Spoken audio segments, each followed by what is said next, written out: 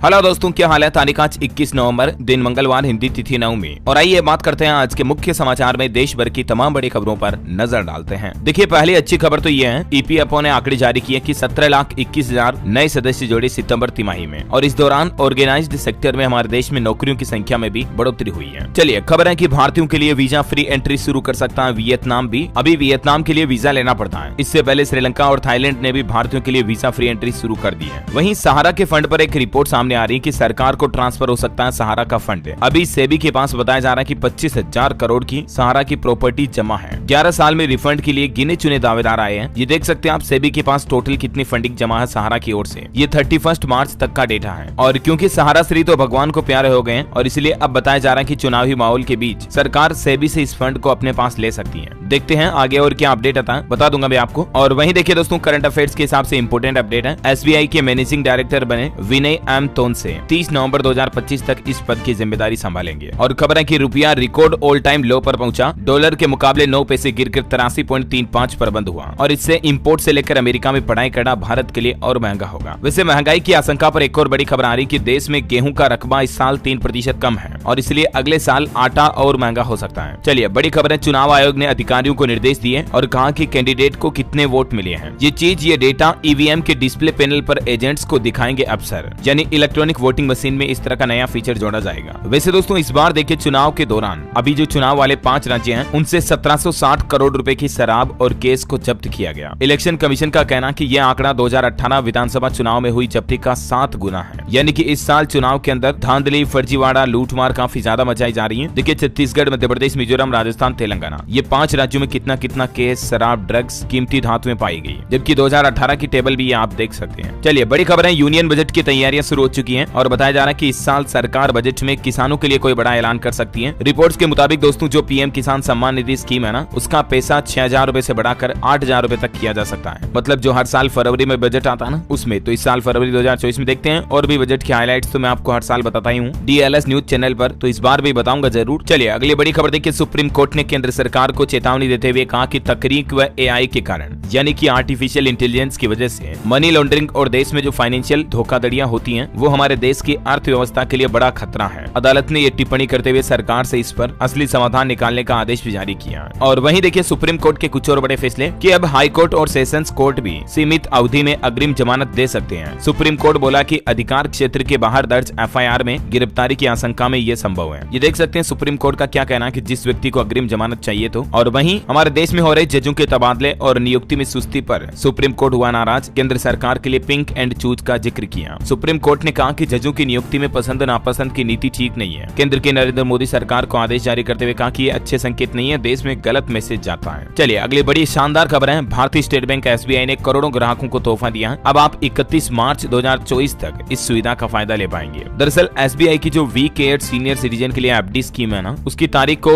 SBI ने, यानी कि स्टेट बैंक ने 31 मार्च 2024 तक बढ़ा दिया है। ठीक है, तो अब आप 31 मार्च तक इसका फायदा ले पाएंगे। मई 2020 में लॉन्च की थी इस योजना को एसबीआई ने। इस स्कीम की खासियत यह है कि इसमें सीनियर सिटीजन को इस स्पेशल एफडी के तहत नॉर्मल एफडी की तुलना में ज्यादा ब्याज मिलता है ना। चलिए, अगली बड़ी खबर देखिए, नींबू पानी पीकर ऑस्ट्रेलिया के डिप्टी पीएम ने यूपीआई का इस्तेमाल करके भुगतान किया, राम लड्डू भी खाए। आजकल ऑस्ट्रेलियाई उप प्रधानमंत्री भारत दौरे पर, आपको पता होगा, मैच वगैरह भी देखने गए थे ये। और इस दौरान इन्होंने भारत में यूपीआई पेमेंट टेक्नोलॉजी का भी यूज किया, तो काफी तारीफ की कि वाकई में भारत में रेहड़ी पटरी वाला भी किस तरह से डिजिटल पेमेंट एक्सेप्ट कर रहा है। अच्छा, रक्षा मंत्री राजनाथ सिंह से मुलाकात करने के बाद ऑस्ट्रेलिया के उप प्रधानमंत्री रिचर्ड मार्ल्स का कहना कि दुनिया में भारत और ऑस्ट्रेलिया, इन दोनों का रिश्ता काफी अहम है। और वहीं दोस्तों, आज देश के प्रधानमंत्री नरेंद्र मोदी राजस्थान जयपुर में अपना रोड शो करेंगे। पहले मोती डोंगरी मंदिर जाएंगे, फिर राजस्थान की करौली में भी जनसभा को संबोधित करेंगे। पीएम की सुरक्षा में 1500 पुलिसकर्मी तैनात किए गए। आज हाड़ौती संभाग दौरे पर रहेंगे पीएम, फिर बारां के अंता और कोटा में भी जनसभा को संबोधित करेंगे। और देखिए, इससे पहले कल पीएम ने राजस्थान पाली का दौरा किया। पीएम बोले कि कोरोना काल में सोता नहीं था मैं, तस्करों पर ऐसी कार्रवाई करेंगे कि देखकर लोग कांप जाएंगे। मोबाइल पर 5,000 रुपए महीने बचाएं। ये कुछ अपने भाषण के दौरान प्रधानमंत्री ने बड़ी बातें कही। पीएम बोले कि भ्रष्टाचार का दूसरा नाम कांग्रेस। प्रधानमंत्री ने कहा कि अगर राजस्थान में बीजेपी की सरकार आती है तो किसानों के खातों में डालेंगे 12-12 हजार रुपए और पेट्रोल डीजल के दाम भी कम करेंगे। तो ये कुछ वादे राजस्थान दौरे के दौरान प्रधानमंत्री ने किए। अच्छा, और वहीं दोस्तों, आजकल राजस्थान के दौरे पर उत्तर प्रदेश के मुख्यमंत्री योगी आदित्यनाथ भी। वो बोले कि कांग्रेसी कहते थे रामकृष्ण हुए ही नहीं, लाल सोटा में कसा तंच, यानी सबसे पहले कांग्रेसी ही पैदा हुए थे। राजस्थान में गरजे सीएम योगी आदित्यनाथ बोले माफियाओं पर चलेगा बुलडोजर। और योगी ने कहा कि अगर कांग्रेस होती तो कोरोना काल के दौरान कोरोना वैक्सीन भी ब्लैक में बिकती।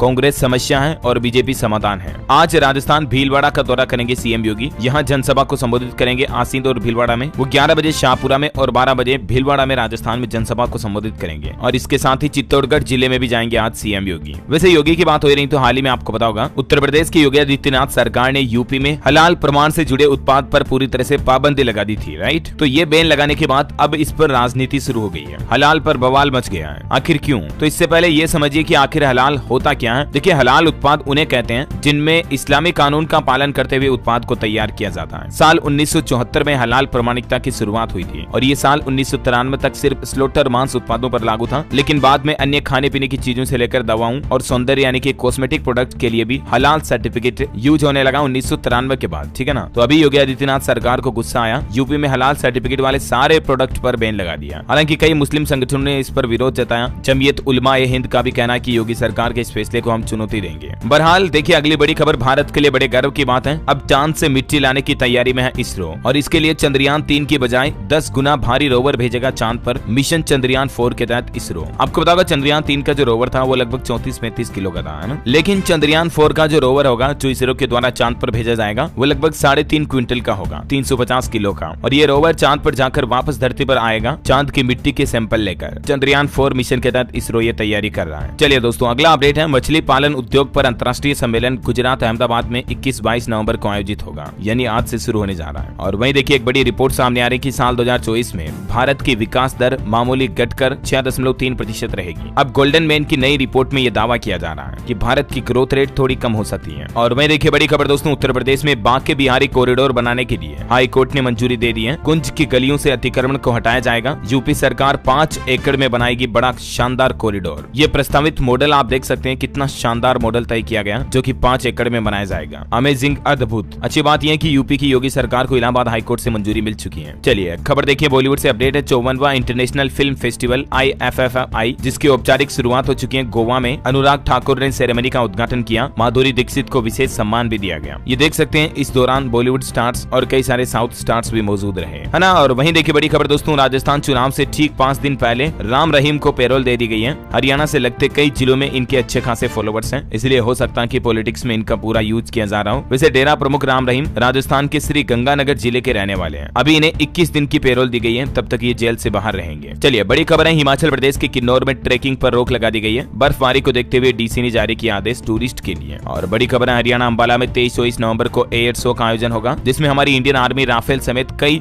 जहाजों का शक्ति प्रदर्शन करेगी। सूर्य किरण आकाश गंगा टीम भी अपना करतब दिखाएगी। इस शो का आयोजन 5 स्क्वाड्रन के 75 साल पूरे होने के उपलक्ष्य में किया जाएगा। चलिए दोस्तों, बड़ी खबर है, लोकसभा की 78 सीटें बढ़ेगी। साल 2026 से शुरू होगा परिसीमन। इससे दक्षिणी राज्यों को नुकसान नहीं होगा। सरकार जनसांख्यिकी का संतुलन भी साधेगी। और वहीं देखिए दोस्तों, गृह मंत्री अमित शाह ने लोकसभा में कहा कि कानूनों में बदलाव करने के बावजूद आईपीसी में मौत की सजा बरकरार रखेगी सरकार। देशद्रोह, आतंकवाद और जघन्य अपराध रेरेस्ट कैटेगरी में आएंगे। नए कानूनों में पहली बार टेररिज्म की भी परिभाषा तय की गई है। ये जो केंद्र सरकार की तरफ से नए नियम कानून कायदे लाए जा रहे हैं और कुछ कानूनों में बदलाव की संभावना है, जिसके बारे में डिटेल्स भी आप देख सकते हैं। चलिए खबर देखिए दोस्तों, F&O में निवेशकों की बढ़ती दिलचस्पी से सरप्राइज हुई सेबी की चीफ। F&O का मतलब है फ्यूचर्स एंड ऑप्शंस में ऑप्शन ट्रेडिंग वगैरह काफी ज्यादा बढ़ रही है, इसलिए सेबी चीफ ने लोगों को सुझाव दिया और कहा कि लॉन्ग टर्म में रिटर्न पाने पर ध्यान दें, ताकि आपके साथ धोखा कम हो, आपके साथ आपके पैसों के डूबने का रिस्क जोखिम भी कम हो, है ना। और वहीं देखिए दोस्तों, देर रात लखनऊ में केनरा बैंक की बिल्डिंग में आग लग गई। फायर ब्रिगेड की गाड़ियां मौके पर पहुंची और तब आग पर काबू पाया गया। चलिए बड़ी खबर है, वर्ल्ड कप तो समाप्त हो चुका है, लेकिन सोशल मीडिया पर अब ये तस्वीर लोगों का दिल काफी ज्यादा दुखा रही है। ऑस्ट्रेलियाई खिलाड़ी मिचेल मार्श ने वर्ल्ड कप की ट्रॉफी का अपमान किया तो सोशल मीडिया पर यूजर्स भड़क गए। और देखिए, वाकई में अपमान ही है ये तो। मतलब वर्ल्ड कप की ट्रॉफी के ऊपर पैर रखा हुआ और हाथ में दारू की बोतल ली हुई है। ये ऑस्ट्रेलिया के खिलाड़ियों की असली औकात है जो इन्होंने बताई दी। वो तो बड़े दुख की बात है कि संयोग बस हमारी टीम इंडिया जीत नहीं पाई, वरना इन कंगारुओं को तो ऐसा पैर कंट्रोल डीएलएस भाई। कहने का मतलब ऑस्ट्रेलिया जीत कर अब ये देखिए रोब दिखा रहा है, जो कि सरासर गलत है। टीम इंडिया भी किसी से कम नहीं है। वर्ल्ड कप के बैक रिकॉर्ड उठा के देख लो। और तभी तो जीत भले ऑस्ट्रेलिया की हुई, उसके बावजूद आईसीसी ने world cup team of the tournament में 6 खिलाड़ी तो भारतीय शामिल किए हैं। ये कोई छोटा मोटा रिकॉर्ड नहीं है दोस्तों। रोहित शर्मा कप्तान रहे भारत की टीम के और इस वर्ल्ड कप की आईसीसी की टीम के भी 12 प्लेयर्स में से ऑस्ट्रेलिया के सिर्फ 2 प्लेयर्स लिए गए, पाकिस्तान का एक भी नहीं है। मतलब आईसीसी ने एक यूनिक टीम बनाई, इस साल के वर्ल्ड कप की सबसे शानदार परफॉर्म करने वाले खिलाड़ियों की टीम, जिसमें 6 खिलाड़ी भारत के हैं। ये देख सकते हैं आप सभी खिलाड़ियों की लिस्ट भी।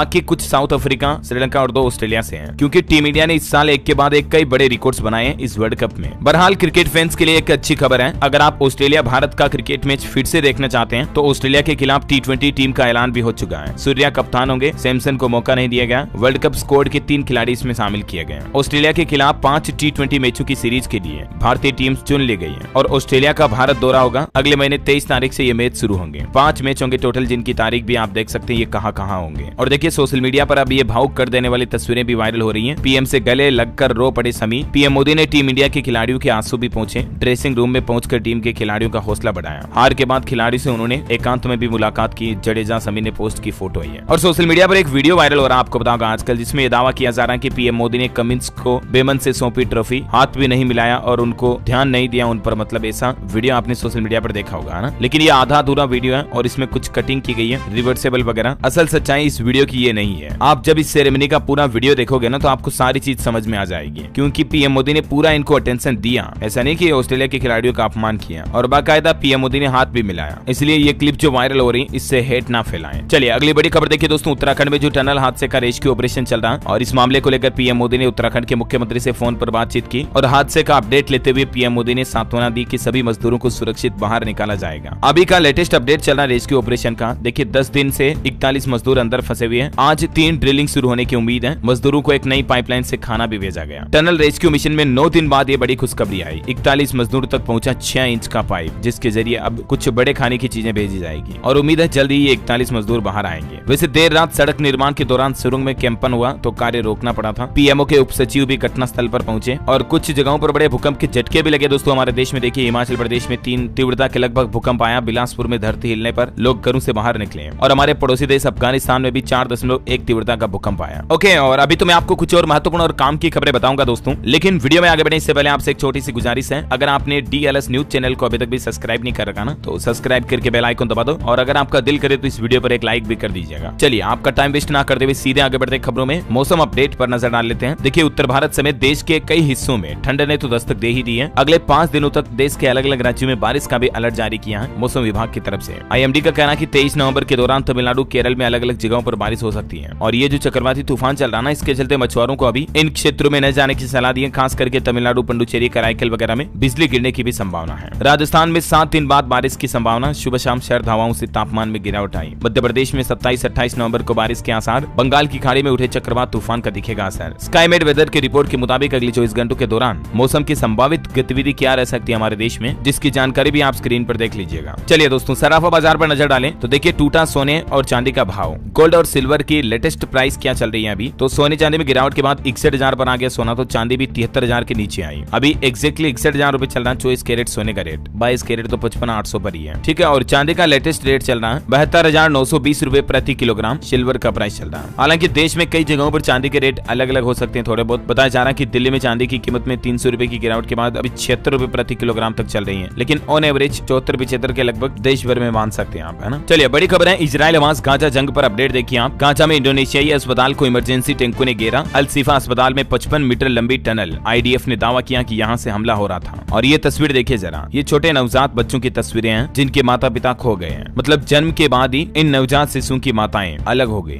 दूर हो गई। वजह यही बड़ी जंग है। अब जरा सोचिए, 2 देशों की जंग का नतीजा इन मासूमों को दुख झेलना पड़ रहा है। और इजरायली संसद के डिप्टी स्पीकर की दूसरी बार मांग है कि गाजा में आग लगा दो। कैबिनेट मीटिंग की लिस्ट पर नेतन्याहू भी सख्त हुई है। और इसी बीच बताया जा रहा है कि इजराइल की एक बड़ी शिप को हाईजैक कर लिया गया है। यमन के हूती विद्रोहियों ने जहाज के अपहरण का एक वीडियो भी जारी किया, जिसमें दिखाया जाता है कि जहाज जब समुद्र से चल रहा था तो उस पर ऊपर हेलीकॉप्टर के जरिए कुछ लोग उतरे और शिप को हाईजैक किया। और हूती विद्रोहियों का कहना कि ये तो सिर्फ शुरुआत है। तो ये कुछ माहौल चल रहा है दुनिया में। चलिए अगली बड़ी खबर देखिए। हमारे देश की राजधानी दिल्ली में वायु गुणवत्ता बहुत खराब श्रेणी में चल रही है। ट्रकों के प्रवेश पर प्रतिबंध तो हट चुका है, लेकिन कोई बड़ी राहत मिलने की उम्मीद नहीं दिख रही है, क्योंकि दिल्ली में AQI फिर से 300 के पार पहुंच गया है। वैसे दिल्ली में 10 दिन बाद स्कूल खुले, ट्रकों की एंट्री और कंस्ट्रक्शन वर्क पर लगी रोक को भी हटाया गया। और वहीं निवेशकों के लिए अपडेट है, खुलने से पहले ही टाटा के IPO ने बनाया रिकॉर्ड। ग्रे मार्केट में GMP काफी हाई चल रहा है, मतलब लोगों की इस IPO में निवेश करने की चाहत बहुत ज्यादा है। चलिए खबर है टेक्नोलॉजी से अच्छी खबर देखिए। स्पीड चालान को लेकर अब नहीं करनी होगी कोई भी फिक्र। गूगल मैप की तरफ से एक नया फीचर जारी किया गया जो आपको पहले से अलर्ट कर देगा, या गूगल मैप्स पर अब आपको स्पीडोमीटर फीचर भी दिखेगा, जिसमें आपको पता चल जाएगा कि हाईवे में किस किस जगहों पर स्पीड चेक करने के लिए स्पीडोमीटर लगाए गए हैं। ऐसा हालांकि इस फीचर का गलत इस्तेमाल ना करें, वरना एक्सीडेंट वगैरह और बढ़ सकते हैं। सकते हैं। और बड़ी खबर आ रही कि वीडियो लाइक करो और लाखों रुपए कमाओ। इस तरह के साइबर ठगों और जाल साजों से सावधान रहें। दिल्ली के एक शख्स ने 13 लाख रुपए गंवा दिए। सरकार ने लोगों को हिदायत दी और कहा कि आजकल व्हाट्सएप, फेसबुक, टेलीग्राम ग्रुप पर चैनल बनाकर लोगों को इस तरह के मैसेज भेजे जा रहे हैं जिनसे भोले भाले लोग फंस जाते हैं। लेकिन आप हमेशा ध्यान रखें, ठीक है ना, ये चीजें सच नहीं होती हैं। चलिए कुछ एजुकेशनल खबरें देखते हैं। देखिए, हमारे देश के शिक्षा मंत्री का कहना है कि स्कूलों के सिलेबस पाठ्यक्रम में वेदों को शामिल करने के लिए 100 करोड़ रुपए खर्च किए जाएंगे सरकार द्वारा। और वहीं दिल्ली में एलजी ने 10,285 होमगार्ड की भर्ती को मंजूरी दे दी है। सिविल डिफेंस वॉलंटियर्स की तरजीह देने के निर्देश भी दिए। भर्ती के बाद होमगार्ड के तहत चयनित लोगों को हर महीने 25,000 रुपए तक की सैलरी मिलेगी। और वहीं देखिए, बिहार शिक्षा विभाग का बड़ा फैसला, पेंशन व तय वेतनमान लेने वाले विश्वविद्यालय अफसरों पर दर्ज होगी एफआईआर। इन 4 यूनिवर्सिटी से बिहार सरकार ने जवाब भी मांगा इस संबंध में। एसएससी सीजीएल पर अपडेट आ रहा। टीयर 2 विकल्प सह वरीयताएं जमा कराने की समय सीमा बढ़ चुकी है। एसएससी पोर्टल पर आप 23 नवंबर तक ये अप्लाई कर सकते हैं। और Madhya Pradesh civil service exam में महिलाओं को अब 35% आरक्षण नहीं मिलेगा। एएफसीएटी 2 के लिए आवेदन 1 दिसंबर से शुरू होंगे। ये देख सकते हैं, इस संबंध में निर्देश भी जारी किया गया। और वहीं झारखंड में बोर्ड परीक्षा केंद्र को लेकर सरकार का बड़ा फैसला। देखिए, मिडिल, हाई और +2 स्कूलों में ही बनेंगे सेंटर। डिग्री कॉलेजों में नहीं होगी इस बार परीक्षा केंद्रों पर टिक्का टिप्पणी ना होना, इसके लिए यूपी की योगी सरकार ने भी फैसला लिया। हर एग्जाम सेंटर, हर एग्जाम हॉल में सीसीटीवी कैमरों से निगरानी की जाए, कंट्रोल रूम के जरिए, है ना। चलिए बड़ी खबर है, सुप्रीम कोर्ट ने काशी विश्वनाथ और ज्ञानव्यापी मस्जिद भूमि विवाद संबंधित याचिकाओं पर सुनवाई को 1 दिसंबर तक टाल दिया है ना। और वहीं पश्चिम बंगाल वैश्विक व्यापार सम्मेलन 21 नवंबर से होगा, आज से ही। अनिल अंबानी, जिंदल समेत 25 देशों के प्रतिनिधि इसमें शामिल होंगे। उत्तर प्रदेश के राम मंदिर के लिए प्राण प्रतिष्ठा का शुभ मुहूर्त भी जारी हो चुका है। 22 जनवरी को ठीक 12:20 पर यूपी अयोध्या में प्रभु श्री राम विराजमान होंगे। 48 मिनट का अभिजीत मुहूर्त रहेगा, जिसमें देश के प्रधानमंत्री नरेंद्र मोदी भी प्राण प्रतिष्ठा के लिए आएंगे, है ना। और बड़ी खबर है, पुरानी पेंशन के लिए 400 डिफेंस यूनिट और 7,349 रेलवे स्टेशन, मंडल और जोनल दफ्तरों में हड़ताल के लिए वोटिंग हुई। देश भर में सरकार के खिलाफ और पुरानी पेंशन योजना की मांग को लेकर सरकारी कर्मचारियों की मुहिम लगातार बढ़ती जा रही है। और वहीं देखिए, यूएन यानी कि संयुक्त राष्ट्र की रिपोर्ट में एक बड़ा खुलासा हुआ कि इस सदी के अंत तक, जो 21वीं सदी चल रही है ना अभी, इसके लास्ट तक 3 डिग्री सेल्सियस तक बढ़ सकती है ग्लोबल वार्मिंग, जो कि कोई छोटा मोटा आंकड़ा नहीं है, बहुत चिंता की बात है। और खबर देखिए, राधा किशन दमामी ने इंडिया पोस्ट के साथ एक साझेदारी की है। इसके तहत करियर कंपनी ब्लू डार्ट ने इंडिया पोस्ट के साथ मिलकर डाकघरों में डिजिटल पार्सल लॉकर सर्विस शुरू करने का प्लान बनाया। इससे ग्राहकों को ये नई सुविधा मिलेगी, जिसके बारे में जानकारी आप देख सकते हैं। और वहीं देखिए, एप्पल कंपनी का एक नया प्लान, भारत में नया रिकॉर्ड बनाएगा एप्पल। 1 लाख करोड़ के आईफोन बनाने का लक्ष्य रखा है। और खबर है, पंजाब का स्वास्थ्य मॉडल बना मिसाल। आम आदमी क्लिनिक को विश्व स्वास्थ्य समिति में पहला स्थान मिला। ये वाकई में बड़े गर्व की बात है पंजाब सरकार और स्वास्थ्य के प्रति उनकी योजनाओं की। और वहीं एक रिपोर्ट वैज्ञानिकों की ये सामने आ रही है कि कोरोना के बाद ग्रीवा धमनी का सेंसर लोगों के दिमाग को सटीक संकेत नहीं दे रहा। एम्स ने 110 मरीजों पर अध्ययन में ये खुलासा किया है। चलिए बड़ी खबर देखिए, कांग्रेस का चुनाव घोषणा पत्र जारी हुआ राजस्थान के लिए। महिलाओं को फ्री यात्रा मिलेगी, किसानों को एमएसपी पर कानून बनाकर देंगे, 400 रुपए में गैस सिलेंडर मिलेगा। संकल्प पत्र से भी कम कर दिया है गैस सिलेंडर का दाम, ये कहना अशोक गहलोत का। रिपीट करो हमारी सरकार को, ऐसा। जबकि इससे पहले कांग्रेस ने 500 में गैस सिलेंडर देने की घोषणा की थी, अब 400 में ही कर दिया, क्योंकि 500 तक तो बीजेपी भी आ गई है, तो कांग्रेस को ज्यादा ही करनी पड़ेगी। बहरहाल राजस्थान के मुख्यमंत्री अशोक गहलोत बोले कि मेरे पास गारंटी है, उनके पास ईडी है। 15 लाख रुपए का आपदा बीमा भी मिलेगा मजदूरों को, कांग्रेस ने ये भी गारंटी दी है, ठीक है ना। चलिए खबर देखिए, बिहार में लगा गार्लिक प्रोडक्ट्स का पहला प्लांट। चंपारण के हर सिद्धि में तैयार होगा लहसुन का बाई प्रोडक्ट। बड़ी खबर है, उत्तर प्रदेश के हर जिले में सम्मानित होंगे गुरुजी। अच्छा काम दिखाने के लिए 7 मिनट का मौका मिलेगा, SCERT ने जारी किया निर्देश। वहीं योगी सरकार ने यूपी वासियों के लिए खजाना खोल दिया है। उत्तर प्रदेश में 5 एक्सप्रेसवे के किनारे बनाई जाएगी औद्योगिक इकाइयां, इसके लिए जमीन खरीदेगी योगी सरकार। और कुल मिलाकर के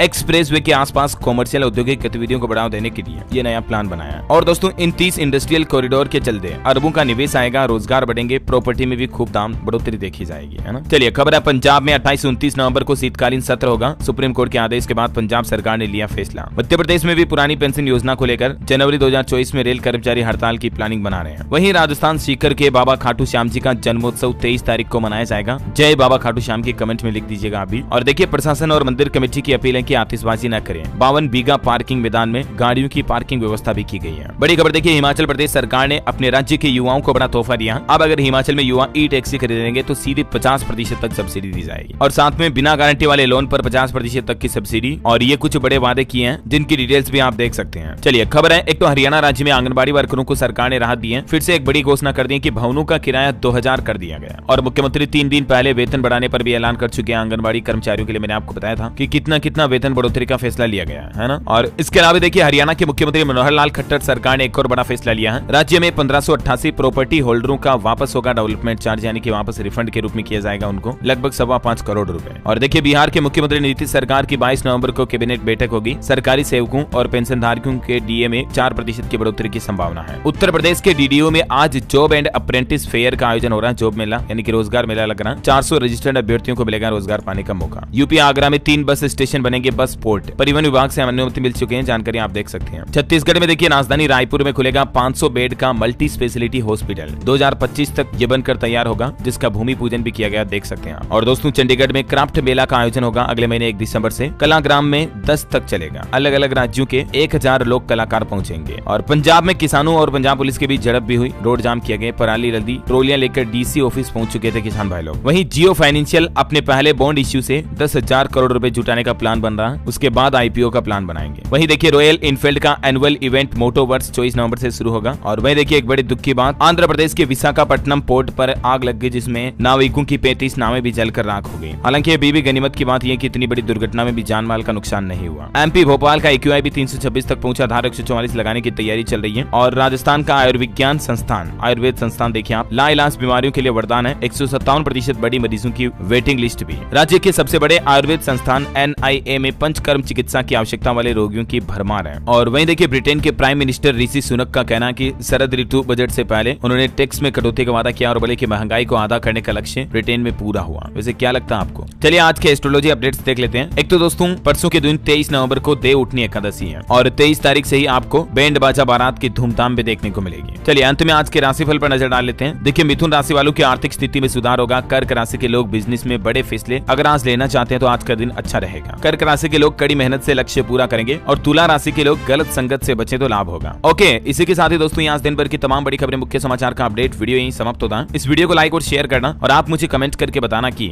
इस साल के वर्ल्ड कप में सबसे ज्यादा छक्के लगाने वाली टीम कौन सी थी, कमेंट करके बताइए। साथ ही इस वीडियो को लाइक और शेयर करना, DLS न्यूज चैनल को सब्सक्राइब करके बेल आइकन जरूर दबा दीजिएगा। जय हिंद, जय भारत, वंदे मातरम।